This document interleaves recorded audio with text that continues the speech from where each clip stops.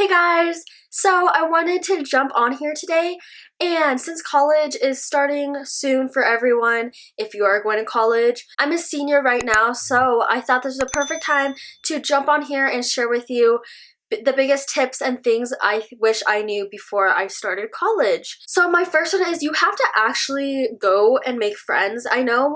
I feel like they always talk about, oh, you're gonna make friends like if you're in the dorms or in your classes, stuff like that, with typical advisors and teachers and stuff say.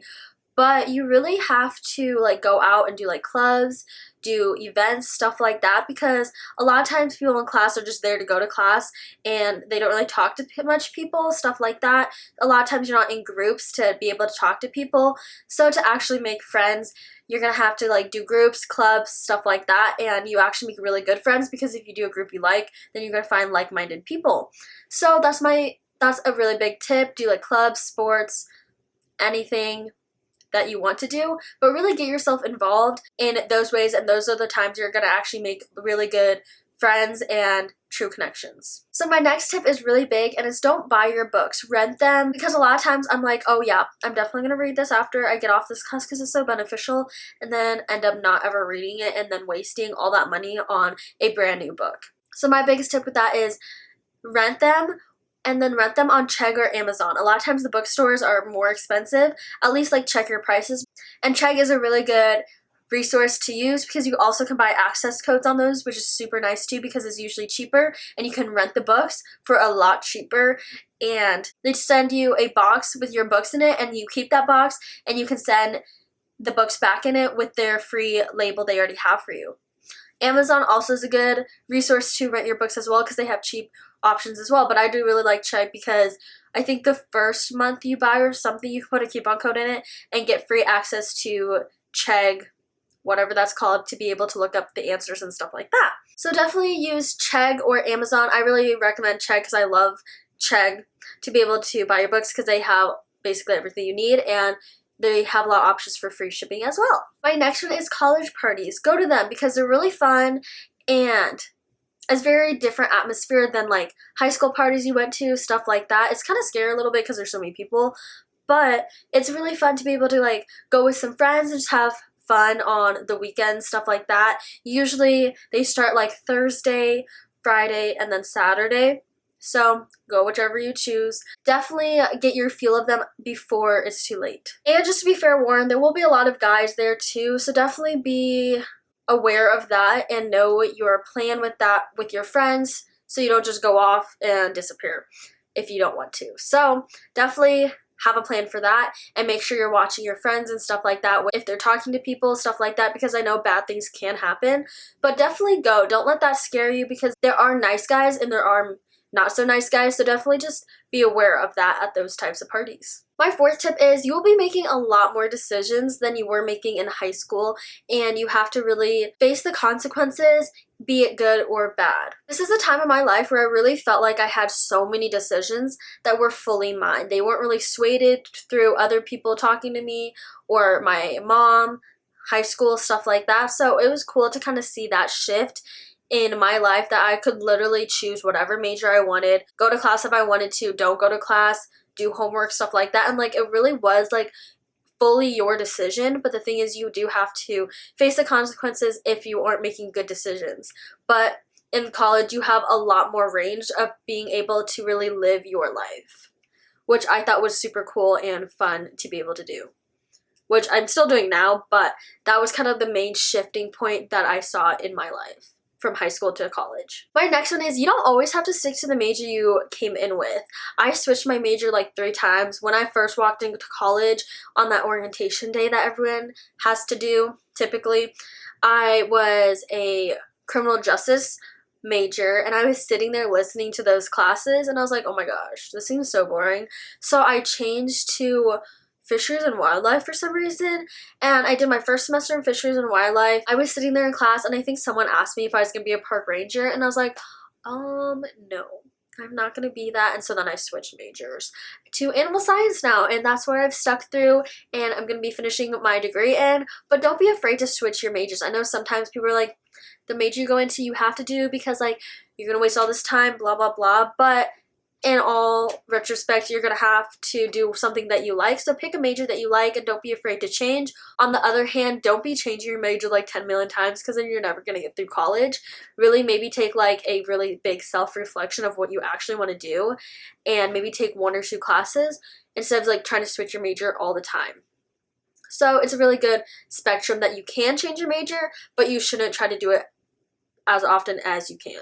My next tip is really important too, but it's do a good amount of credits per semester and maybe even some summer credits online, stuff like that, because that really helps you be able to graduate on time or even early.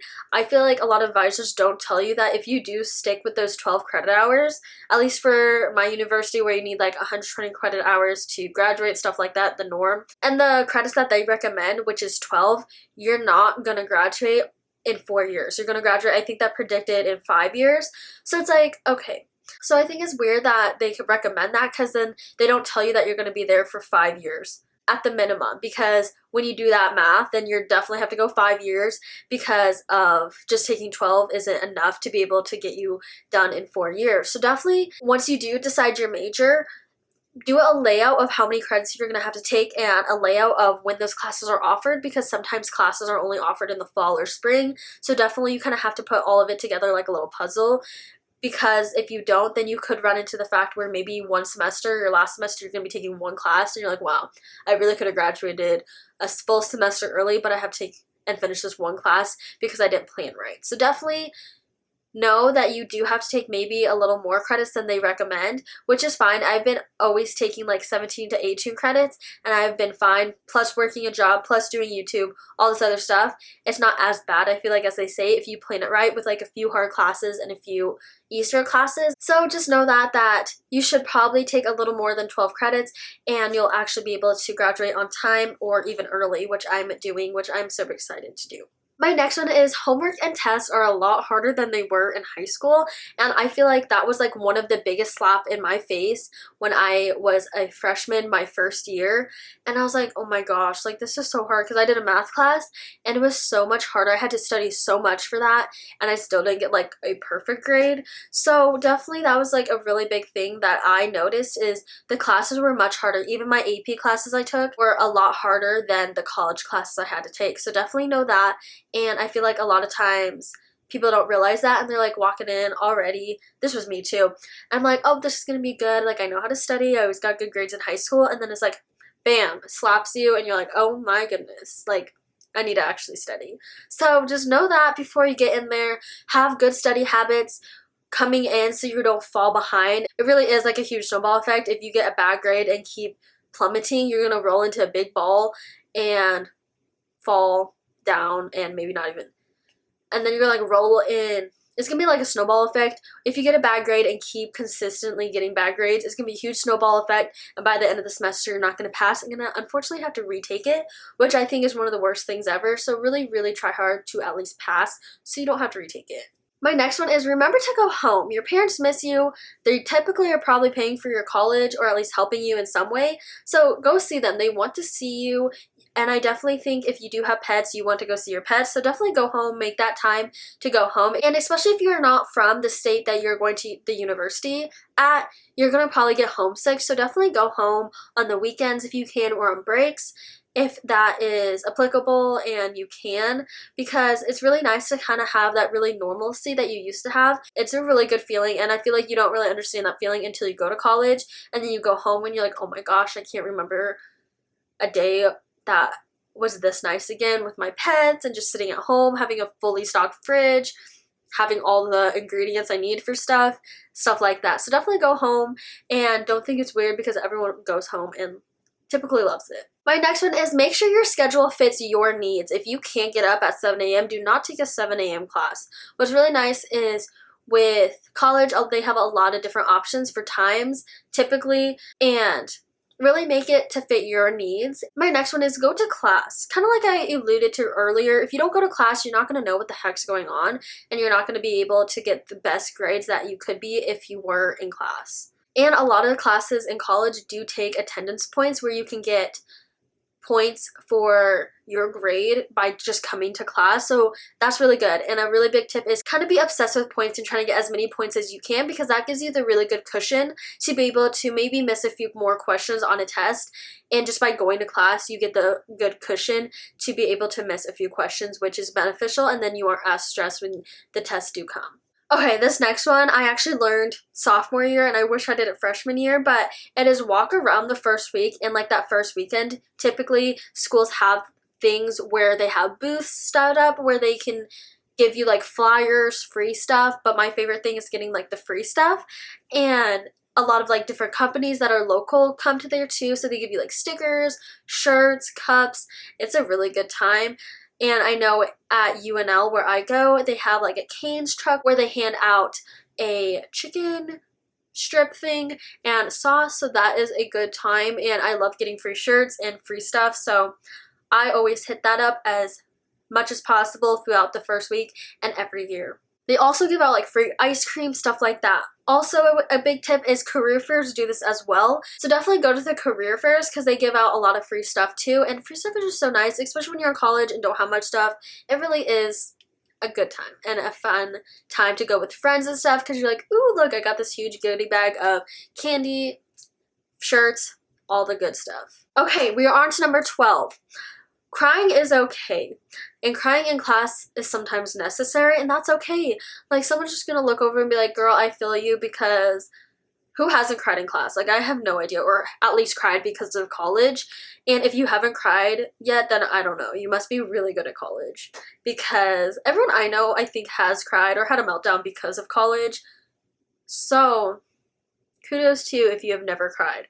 Or kudos to you too if you've never cried in class, because I definitely have been that girl sometimes where I'm like, oh my gosh, like taking this test and some tears are literally falling down my face. So just know that in college that's okay. No one's even gonna care. They're gonna be like, I feel you. My next one is you will really meet the best of friends that you have, and these are gonna be the friends that really stick with you for your entire life, because a lot of times in high school, friends are just friends with you because of vicinity, because you're there every day and you see each other. But college friends are really good because they're friends that you may not see that often, but you're actually friends with them, because a lot of times you guys are growing up and you're going to be in each other's lives for a longer time than just in high school. So just know that that is the time I feel like a lot of people make their bestest friends that they're going to have for a long time. And then number 14, I really want to stress is grades do not define you. If you get a C or you don't pass, that does not mean that you are a bad person. If you tried your hardest and got those grades, that's good. Maybe there's some improvement that you can make the next time around or something like that, but just know that grades don't define you. Not everyone's good at school. Not everyone wants to go to college but are kind of forced to. So just know that grades don't define you, and getting a B is okay. And then my last one is get a job. It's really nice to be able to have that income and have cash available so you can go out and actually do things instead of sit at home and or in your dorms and not do anything.